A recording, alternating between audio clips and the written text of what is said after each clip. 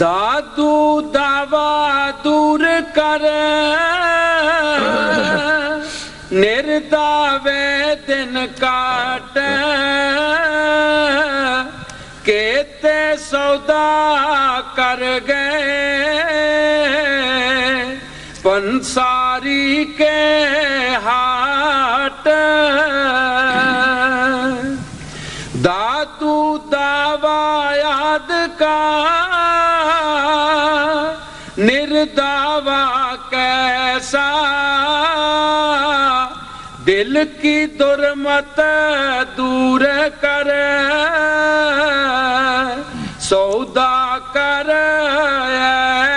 ऐसा। ਅਸੀਂ ਸਾਰੀ ਦੁਨੀਆ ਇਹ ਕਹਿੰਦੇ ਆ ਕਿ ਅਸੀਂ ਕਿਸੇ ਚੀਜ਼ ਦਾ ਮਾਣ ਨਹੀਂ ਕਰਦੇ, ਕਿਸੇ ਚੀਜ਼ ਦਾ ਅਸੀਂ ਹੰਕਾਰ ਨਹੀਂ ਕਰਦੇ, ਪਰ ਦਾਦੂ ਸਾਹਿਬ ਜੀ ਫਰਮਾਉਂਦੇ ਹੈ ਕਿ ਐ ਦਾਦੂ दावा दूर कर निर्दावे कैसे दिल की दुर्मत दूर कर सौदा कर ऐसा। भाई जब तेरे दिल की दुई दुर्मत दूर नहीं होएगी तो समझ लेना है कि दावा है, जरूर किसी किसी चीज़ का अहंकार है। जदों तेरे दिल चो दुई निकल जाएगी तो समझ लेना है कि ये नरोल हो गया, कोई किसी चीज़ का दावा नहीं। दादू साहब जी बड़े प्यार दे नाल फरमा रहे है। दादू साहब की बाणी बड़ी नरोल बाणी है। हाँ जी। दादू दावा याद का निर्दावा कैसा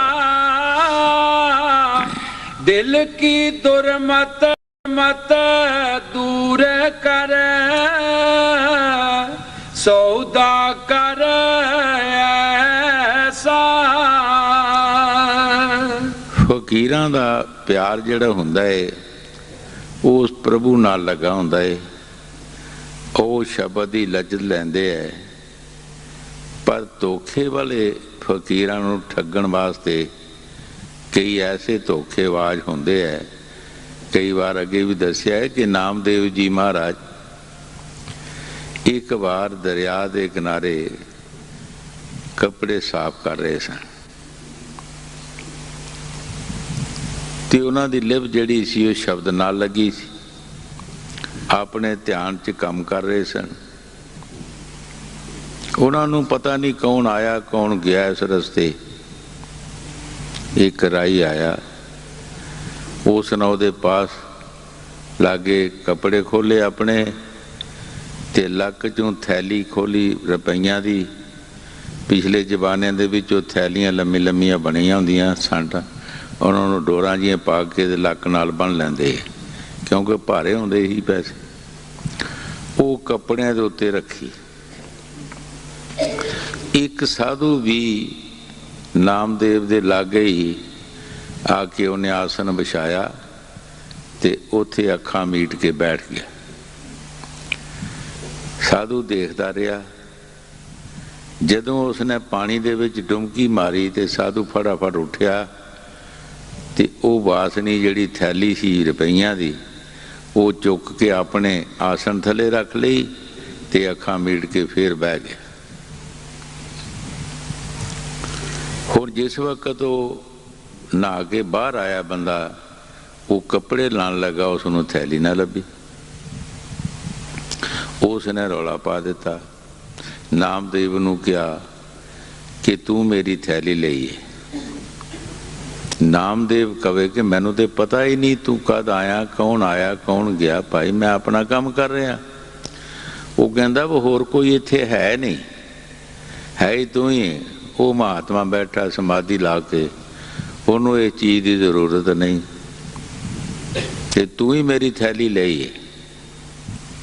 ਜਿਹੜਾ भी बंदा आवे उराई उत्थे खलो जावे, उही कवे ठीक है जो कुछ कह रहा ठीक कह रहा, कि होर तो कोई है नहीं, तू ही इत्थे हैगा, तू ही उसकी थैली लई है। वो महात्मा बैठा है, उन्होंने की जरूरत है।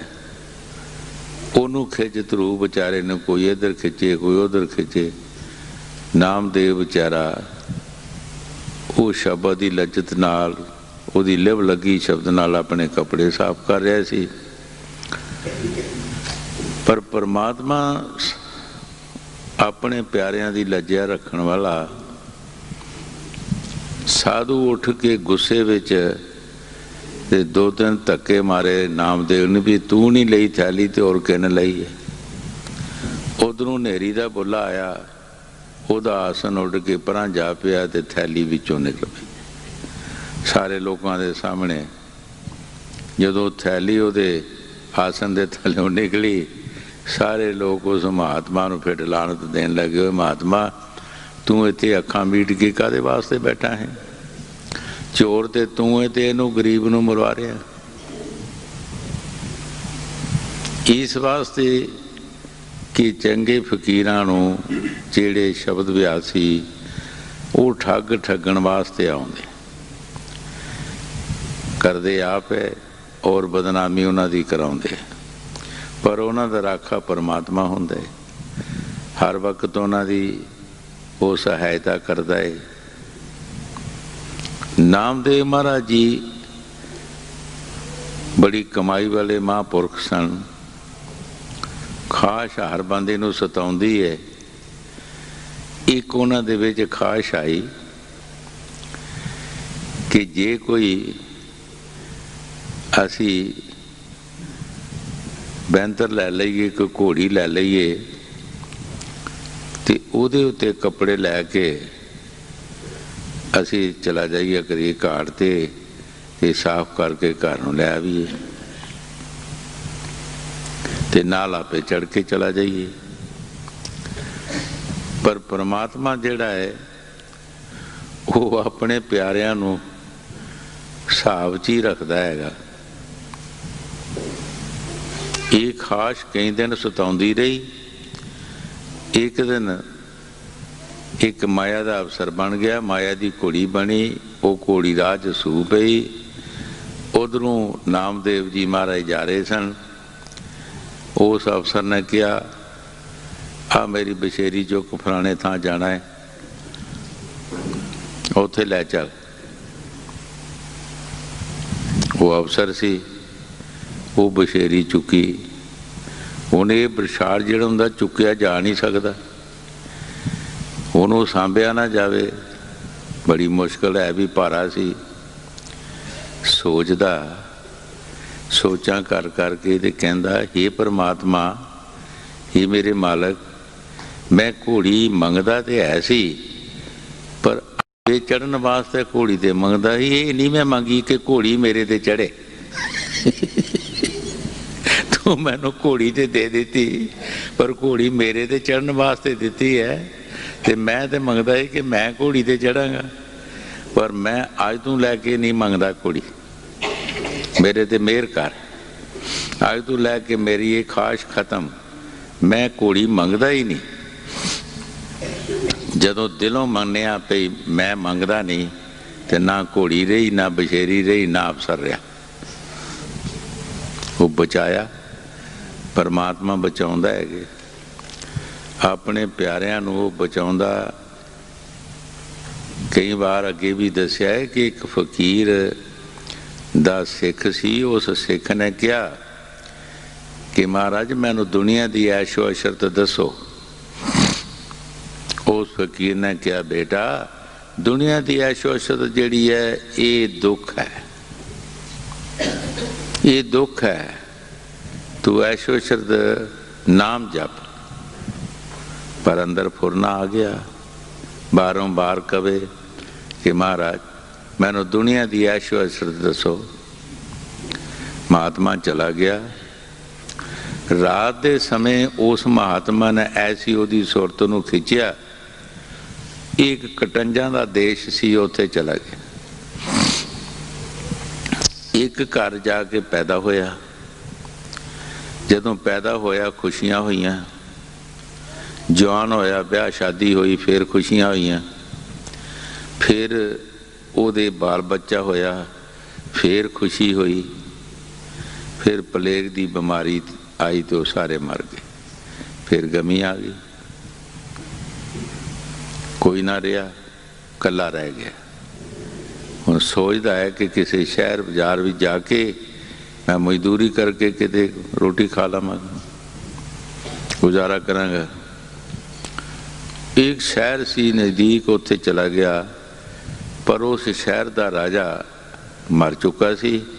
पिछले जमाने च हुंदा ही कि जद कोई किसी नूं लिखत पढ़त करके ना देवे तो सुबह सुबह हाथी शंगार के शहर विच फिरदे हुंदे सी। जिहड़ा सुबह मत्थे लग जाए उस नूं राजा बना देना। उधरों वो सवेरे सवेरे ही शहर च जा रहा सी, उधरों वो हाथी लैके आ रहे थे, उन्हें फड़ के हाथी ते चढ़ लिया, राजा बना लिया। फिर खुशी हो गई। जदों राजा बन गया तो उन्होंने कटंजा के देश विच काल पै गया। वो जलूस की शक्ल विच सारे लोग इकट्ठे होए तो वो शहर में चला गए भी चलो असी जलूस कढ़दे हैं, कोई राजे नूं कुछ ना कुछ सानू कोई फायदा होगा, कोई देणगे। जदों उसने बारी राहें बाहर देखा तो एक उसका गुआढ़ी सी। उसने देखा ये तो मेरा गुआढ़ी है राजा जिहड़ा, ये मेरे गुआढ़ रहिंदा रहा। उन्हें पछाण लिया, पर उसने अख का इशारा दिता भी तू ना ना लई मेरा। पर गल चलती चलती चल पई, पता लग गया कि कटंज है। वजीरां दवाना ते राणियां ने पूछया किसी जोशदी नूं कि असीं इहदे नाल रहिंदे रहे कटंज नाल ते सानूं कोई पाप ते नहीं लगया, साडा किदां उद्धार होएगा। उसने उन्होंने दस्सिया कि तुसीं इस तरह करो कि एक बालन इकट्ठा करो, चिखा बनाओ, उहदे विच सारे ही सड़ जाओ, फिर तुहाडा उद्धार होएगा। उन्होंने इस तरह किया। तो उस राजे ने भी सोचा भी लोग किसी ने पूछा भी क्यों मरे है, कहन लगे जी ये तुहाडे वास्ते मरे। कहंदा मेरे वास्ते मरे है, हाँ चलो मैं इन्हां वास्ते मर जांदा हाँ। उन्हें भी उसे चिखा विच जाके छाल मारी तो वह भी मर गया। ये सुपना जाने सुत्तियां सुत्तियां ही सारा काम हो रहा।